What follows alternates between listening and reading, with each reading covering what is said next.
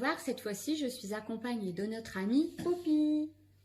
Alors bien sûr, Poppy est resté confiné dans la classe, il a toutes ses affaires, il a tous les jouets, il s'éclate bien, mais il m'a envoyé, comme vous, sa photo. Donc c'est avec lui que je vais vous présenter les activités d'aujourd'hui. Ce sera des activités autour de Poppy qui reprendront des compétences du domaine des petites sections, dans la découverte du monde, dans le langage, en graphisme, dans presque tous les domaines abordés en classe. Cette première activité, nous allons commencer par un travail sur la prise de conscience de son schéma corporel. Alors, je vous ai préparé des petites images de Poppy. Poppy prend différentes positions. Vous pouvez les observer avec votre enfant et lui demander, tiens, quelle position a pris Poppy? Il est assis, ses bras sont pliés, il pose le bras sur le genou, il a un bras en l'air, l'autre bras en bas, il met ses mains à la taille, il tend ses bras. Après, vous pouvez demander à votre enfant de prendre la même position. Dites, tiens, tu vas essayer de te mettre dans la même position que Poppy. Et lui faire reverbaliser à chaque fois la position de ses différents segments. Après, vous pouvez aussi, sur le même principe, jouer à Jacadie avec votre enfant. Jacadie, assis par terre, les bras en l'air. Jacadie assis, les bras croisés. Vous voyez ce genre de jeu. Et après, une fois que tout cela est fait, vous pourrez passer à la trace écrite.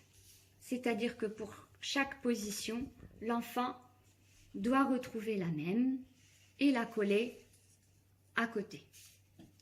Donc vous retrouverez bien sûr tout ce travail en barre d'infos. C'est à vous. Alors, si j'avais choisi Poppy comme mascotte de la classe en début d'année, c'est surtout pour pouvoir travailler avec les petits la ligne verticale, qui est un des premiers graphismes travaillés dans cette section en début d'année. En effet, Poppy a une salopette avec des lignes verticales. Alors, je vais vous refaire un petit point sur la progression de la ligne verticale en section de petits. Donc, en tout début, surtout chez les tout petits, on peut utiliser du carton ondulé que vous pouvez trouver dans les paquets de biscuits. Et le but, c'est de retracer dans le creux, en haut jusqu'en bas. Ça, c'est une activité qui est très bien pour les tout petits, mais qui plaît beaucoup aussi aux petits parce que c'est assez ludique. Alors surtout si vous le faites avec votre enfant, surtout avec les petits, qui commencent bien en haut et qui tracent jusqu'en bas sans s'arrêter. Et que le trait aille bien d'en haut jusqu'en bas. Souvent quand je fais tracer avec les enfants dans la classe, je dis en haut jusqu'en bas. En haut jusqu'en bas. Bon, après, quand ce petit entraînement ludique est fait, on peut passer à l'étape du dessus, à savoir, j'ai collé ici sur la feuille toujours le même papier ondulé. Vous collez une bande sur la feuille et pareil, il commence en haut. Si les enfants ont du mal, vous pouvez faire ici un point à l'endroit où il doit commencer, en haut jusqu'en bas de la feuille, en haut jusqu'en bas. Et comme ça, il retrouvera le lignage de la salopette de Poppy. Cette activité est plus difficile que la première, c'est vraiment une compétence un peu au-dessus, c'est la deuxième compétence. Si vous voyez que votre enfant a du mal à aller jusqu'au bout de la feuille, vous pouvez donner une demi-feuille format 5 pour que ce soit plus facile. Après, on peut passer à cette étape où j'ai mis dans la salopette de Poppy toujours ce petit bout de carton ondulé. Alors là, on peut commencer à tracer les lignes dans la salopette et quand on arrive dans le carton, on attrape les lignes du carton. Alors là, il y a une nouvelle compétence qui apparaît, c'est-à-dire on trace et on doit savoir s'arrêter quand on arrive à la fin de l'espace salopette. Donc c'est une compétence en plus, tracer et s'arrêter, et savoir s'arrêter à temps. Alors, après, encore une nouvelle étape. Pour la salopette de Poppy, j'ai mis des petits points où on doit commencer à tracer et j'ai écrit Poppy. comme il est écrit sur sa salopette ici. Alors toujours pareil, en haut jusqu'en bas, savoir s'arrêter.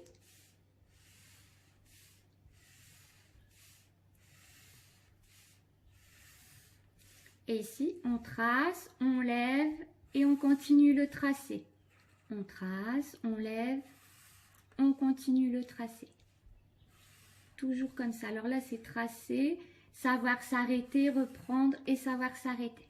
Vous voyez, les compétences évoluent au fur et à mesure des fiches de travail et de plus en plus difficiles. Et après, une fois qu'on a fait ça, on peut tracer les lignes verticales dans les lettres de Poppy. Vous voyez, j'ai commencé. Alors là, il y a toutes les compétences. Il y a savoir s'arrêter, lever le crayon, respecter un espace qui change au fur et à mesure. Voilà. Je vous retrouverai bien sûr tous ces photocopies, tous ces supports en barre d'infos. Et je voulais aussi vous dire, les enfants, maintenant, il serait bien que vous regardiez dans vos vêtements, si vous avez des vêtements qui sont lignés verticalement, comme ceux de la salopette de Poppy. Et dans ce cas-là, n'oubliez pas, envoyez-moi des photos. Et pour terminer, encore une petite manipulation.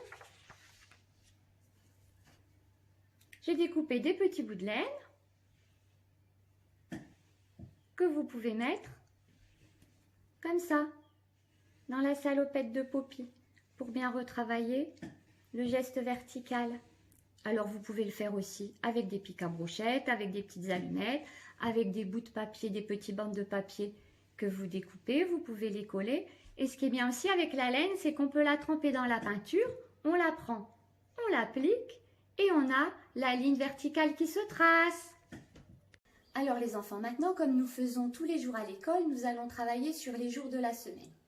Alors bien évidemment, il ne va pas être possible à distance d'habiller Poppy comme on le fait tous les jours. Donc j'ai essayé de trouver de nouvelles idées afin que vous puissiez faire chez vous un peu de la même façon avec du matériel que vous pouvez vous préparer. Donc bien sûr, je vous laisserai tout le nécessaire en barre d'infos, mais si vous n'avez pas d'imprimante, vous pouvez écrire le nom des jours à la main et dessiner un peu Poppy à la main aussi pour que votre enfant puisse le faire. Alors, tout d'abord, nous avons la succession des jours de la semaine. Bien dire tous les jours avec l'enfant le nom des jours de la semaine. Lundi, mardi, mercredi, jeudi, vendredi, samedi, dimanche. Alors, premier jour de la semaine, je prends ma passe à linge et je dis aujourd'hui, bon, mon tableau de fortune, on est obligé de faire un peu avec. Premier jour de la semaine, lundi. Lundi gris. Je cherche la salopette de Poppy que j'ai décorée en gris. La voilà. Aujourd'hui, Poppy s'habille en gris pour venir à l'école. Et ensuite, je vais chercher le mot lundi. Je regarde bien, mais je suis guidée par la couleur. Donc, c'est facile. Lundi. Si vous le souhaitez, vous pouvez écrire à la main avec votre enfant également la date. Mais chez les petits, ce n'est pas une priorité. Ensuite, le deuxième jour, nous passons de la même façon au mardi jaune. On prend la salopette qui est dessinée en jaune. Voilà, et on cherche le jour mardi. Alors, au deuxième jour de la semaine, on peut demander à l'enfant, « Ah tiens, nous sommes mardi. Hier, nous étions quel jour? Lundi. Et demain, nous serons mercredi. » Donc, je vous montre aussi pour le mercredi, afin de faire la différenciation pour l'enfant entre les jours, même à la maison dans de telles circonstances, les jours où il y a l'école, les jours où il n'y a pas école. Les jours où il n'y a pas école, même à la maison, on ne fait pas le travail proposé par la maîtresse. Par contre, les autres jours, on le fait. Donc, le mercredi, Poppy ne va pas à l'école. Poppy reste à sa maison. Et nous cherchons le jour de mercredi. Et ainsi de suite, vous pouvez faire tous les jours de la semaine. À la fin de la semaine, on peut demander à l'enfant quel jour Poppy est allée à l'école. Et l'enfant pourra dire le lundi, le mardi, le jeudi, le vendredi sont des jours d'école. Et là où il a Poppy qui n'est pas allé à l'école, il devra savoir verbaliser le mercredi, le samedi et le dimanche. Je ne vais pas à l'école. Voilà, c'est à vous. Alors maintenant, je vous propose de partir faire une petite chasse à travers votre maison, une chasse aux objets rouges, comme la salopette de Poppy. Alors, j'ai fait chez moi et regardez, j'ai fait mon petit musée du rouge. Voilà ce que j'ai trouvé chez moi, à côté, juste à côté dans ma cuisine. Voilà ce que j'ai trouvé, tout ce qui était rouge. Alors vous pouvez chercher dans vos jouets, dans vos doudous, dans vos poupées.